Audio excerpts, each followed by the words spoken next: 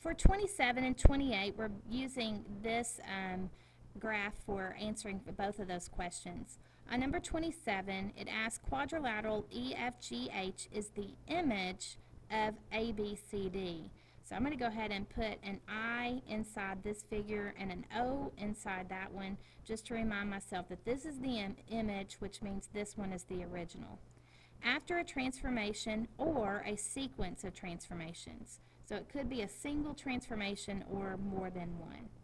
Which could be the transformation or sequence of transformations? Select all that apply. So we may have multiple of these that will work. So we're going to try each one of them to see if they are part of the answer or not. So part A says a translation of 3 units to the right followed by a reflection across the x-axis. So if I take point B of my original figure and I translate 3 units to the right, 1, 2, 3, then it would be here at that point. Then when I reflect it across the x-axis, I know it's going to be the same distance from the x, so 7 units, but on the other side. So if I go 7 units below, 1, 2, 3, 4, 5, 6, 7, my point would end up right here. This point is 5, 7, and we know when we reflect across the x, it changes the sign on the y, so that would end up at 5, negative 7. Since this point is not one of the points on my image, then I know that that transformation did not work. So we can eliminate choice A as one of our answers. Let's look at choice B. It says a rotation of 180 degrees about the origin.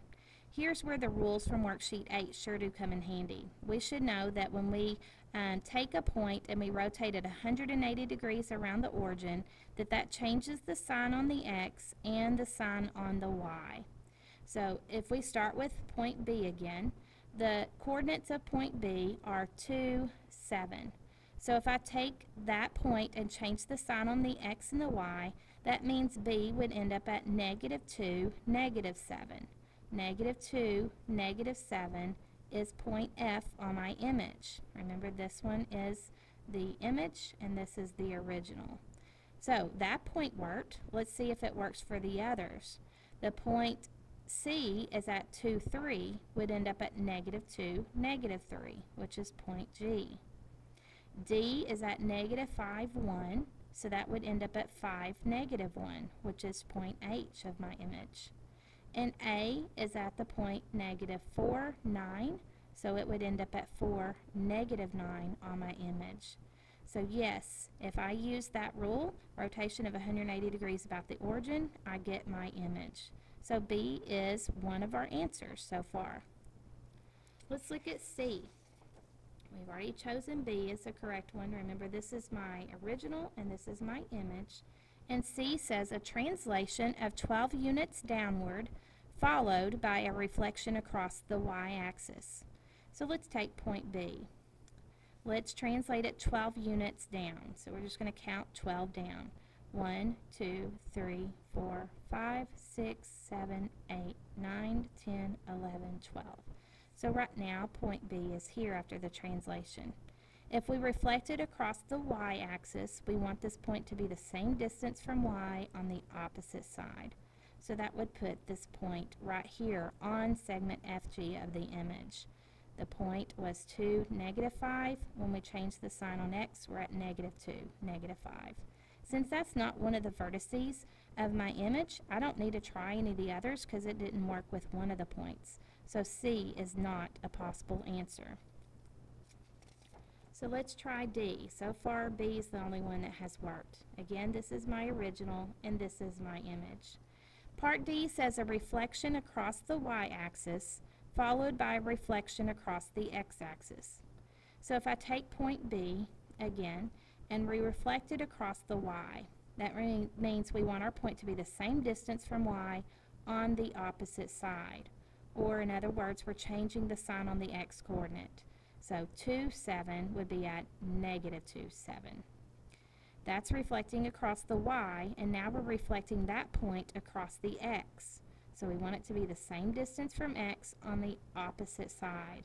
Or in other words, change the sign on the y coordinate. So negative 2, 7 would end up at negative 2, negative 7, which is where point F is on my image. So let's try that with point C. Reflecting it across the Y puts it at negative 2, 3. Reflecting it across the X puts that at negative 2, negative 3, which is where G is. If we try point D, reflecting it across the Y, it is 5 units to the left, so we would put it 5 units to the right at 5, 1. And then reflecting it across the X, it's 1 above, so it would be 1 below, which is where H is. So I'm feeling pretty good about this. I'm sure you are too. A is 4 units to the right. We reflect it across the Y. It would be 4 units to the right. It was 4 to the left, 4 to the right. And then reflecting across the X, it's 9 above, so we want it 9 below. So 4, negative 9 is where that point ends up. So D is also one of the transformations that works. So we just have one more to try, and that's E. So far we've found B and D both work. If we look at E, E is a reflection across the line with the equation y equals x. Remember the rule from worksheet 8 is that takes all your original points and just switches the order of the coordinates. So the point xy becomes the point yx. So if we look at point B, which has coordinates of 2, 7, that point, when we switch the order of the coordinates, would become the point 7, 2. The point 7, 2 is right here, which is not one of the points on my image, so E is not one that will work. So the two that we work, remember this is one of the compositions of transformations that we learned, that reflecting across the Y followed by a reflection across the X is the same thing as rotating 180 degrees. They're exactly the same thing. So this rule is for a 180 degree rotation is change the sign on X and Y. When we reflect across Y, we just change the sign on X. But then when we follow it up reflecting across the X, that changes the sign on the Y. So that also ends up with opposite X, opposite Y. So these are exactly the same transformation. They get the same result. Now let's look at number 28. It says a quadrilateral ABCD, or this quadrilateral ABCD, will be reflected across the x-axis and then rotated 90 degrees clockwise about the origin to create quadrilateral A prime, B prime, C prime, D prime. What will be the y coordinate of C prime? So really all we have to worry about is point C. So let's look at point C. The coordinates of point C are currently at 2, 3. So that's our coordinates of C. So we're going to do this transformation to point C. Reflecting it across the x-axis, remember, changes the sign on the y. So the point 2, 3 would end up at the point 2, negative 3. So that's after the reflection across the x. It was 3 above, it's now 3 below. Now we're going to rotate that same point 90 degrees clockwise about the origin. So remember, that takes a point. When you rotate 90 degrees, they switch directions, and it's the x that changes signs. So my new point will be y opposite x. So if I take the coordinates of this point, which at the after the reflection we have 2, negative 3, and I apply this rule to it, my y is negative 3, and the opposite of my x is negative 2. So that point will end up at negative 3, negative 2. So that's where C prime ends up, and the y coordinate of C prime is negative 2. So that would be the answer to number 28.